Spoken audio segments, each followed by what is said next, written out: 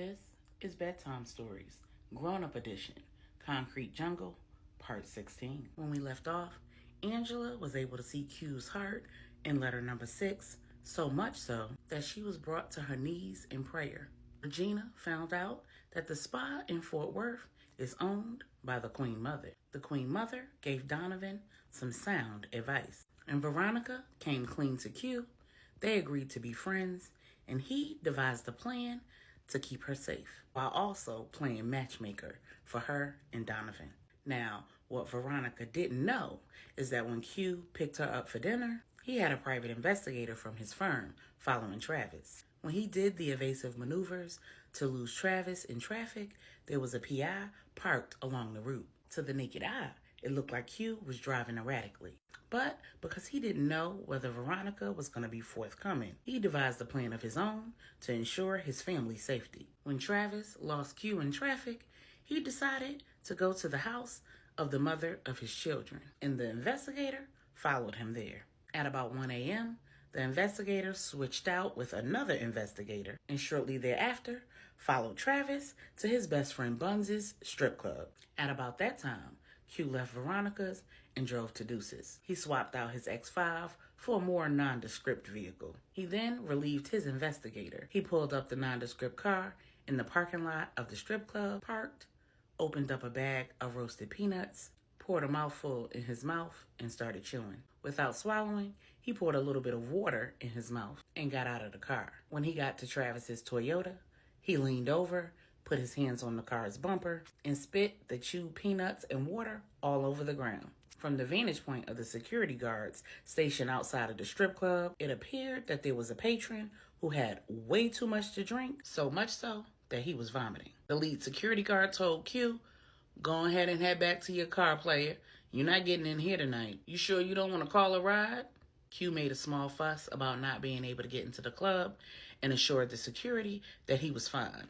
Not wanting to draw too much of a crowd, though, he stumbled back to his car, fumbled with his keys, and eventually got in the driver's seat. When he got in, he pulled up the tracking app on his phone to make sure that the tracker he placed on Travis's bumper when he pretended to vomit was secure, synced to the satellite, and connected to his account in the app.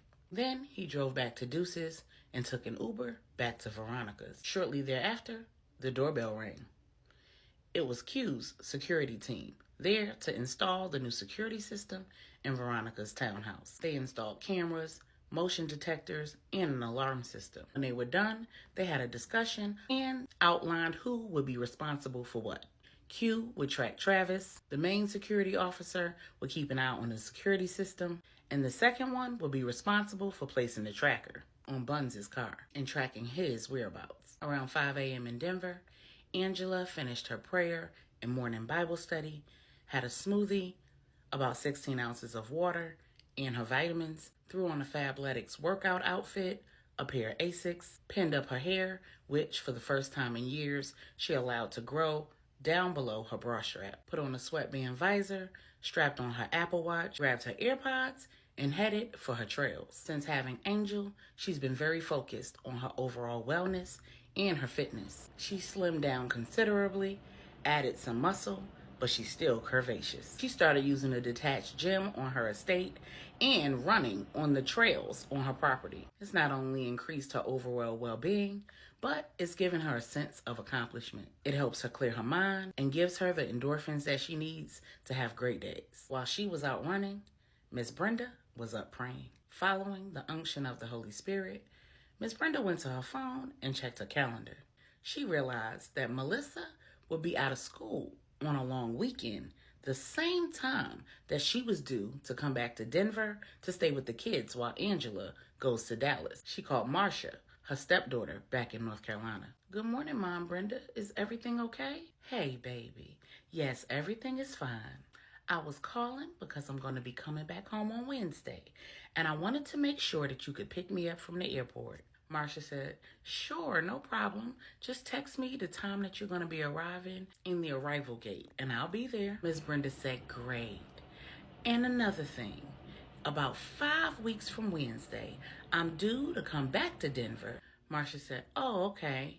You're going to need a ride back to the airport?" Miss Brenda said, "Yes, baby. The thing is, she wants me to stay here in Denver. But me and the children are going to be going with her to Dallas. I'm not sure why, because clearly God has other plans. But what I do know is I'm going to need you to meet us in Dallas. That way, me and the children will be able to get around without interfering in Angela's plans." Marcia said, "Okay, but where are you planning on going?" Miss Brenda said, "Now, girl, if I don't know why I'm going to Dallas, I certainly don't know where I'm planning to go when I get there." Marcia laughed and said, "Okay, Mom Brenda, well, just give me the dates and I'll make sure to have coverage at the clinic." Miss Brenda said, "Thank you, baby. Now let me get off this here phone and get breakfast together for my grandbabies so that's one less thing Angela has to do this morning. I love you, and I pray that your day is as fabulous as you are." Marcia said, "Thank you, Mom Brenda, and I love you too. See you soon." Miss Brenda looked out the window, saw Angela coming back around the trails, coming towards the house, and in true Big Mama fashion, she unlocked the window, opened it, and yelled out, "Go ahead to the gym, baby. I got the baby's breakfast." Angela gave her a thumbs up and redirected herself to the gym for weights and abs. Miss Brenda said under her breath, "That's right, baby. Get that body right and tight and go get your man." 2 hours earlier, back in Dallas, Travis had left his best friend Buns' strip club and made a beeline for Veronica's. Q was asleep in Veronica's spare bedroom, and he was awakened by the tracking app on his phone, alerting him to Travis's movements. When Travis pulled into her neighborhood, he looked around to see if he saw the X5 that he had been following earlier, and not seeing it, pulled right up into Veronica's driveway. Too drunk to think his plan through clearly, he parked right in front of the cameras,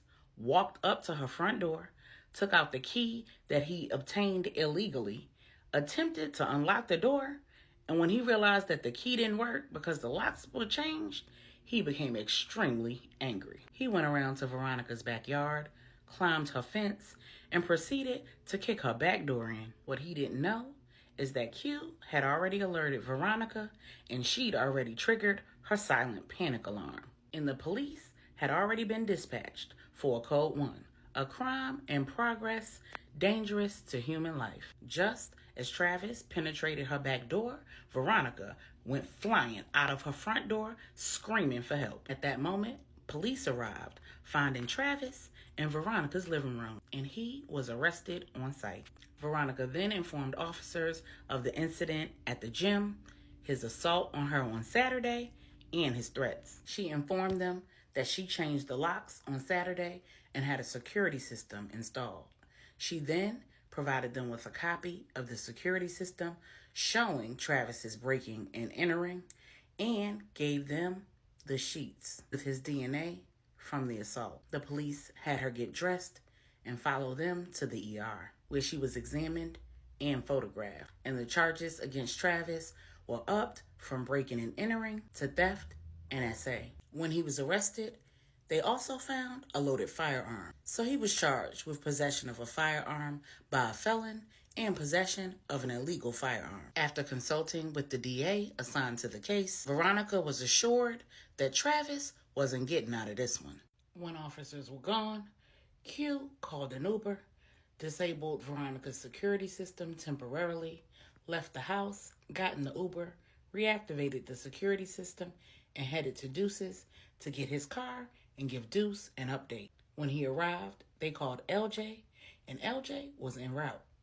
Meanwhile, in Denver, Miss Brenda let Angela know that she and the children would be going with her to Dallas. Angela said, "I promise, Mom Brenda, I will have you flown out to Dallas well before time to move.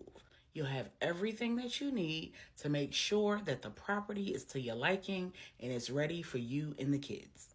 Mom Brenda said, "No, I don't think that's why I'm going." Angela said, "What do you mean?" Mom Brenda said, "When I was praying this morning, I clearly heard the Lord. He wants me and the children to go with you to Dallas. So we're going." Angela said, "Okay, I really have no problem with you going. I just want to make sure that I'm going to be able to handle all of the business that I'm there to handle. While I'm going to be there for a week, I have to get a lot done in that week's time. Mom Brenda said, "Oh, no worries. I already called Marcia. She's going to meet us there, and she'll be sure to get me and the kids around town as we need." Angela said, "Oh, really now?" Mom Brenda said, "Now, girl, you know, I do not play. When the Lord says move, baby, I move." Angela said, "I know that's right, but you have no idea why he's telling you to go?" Mom Brenda said, "No, I promise.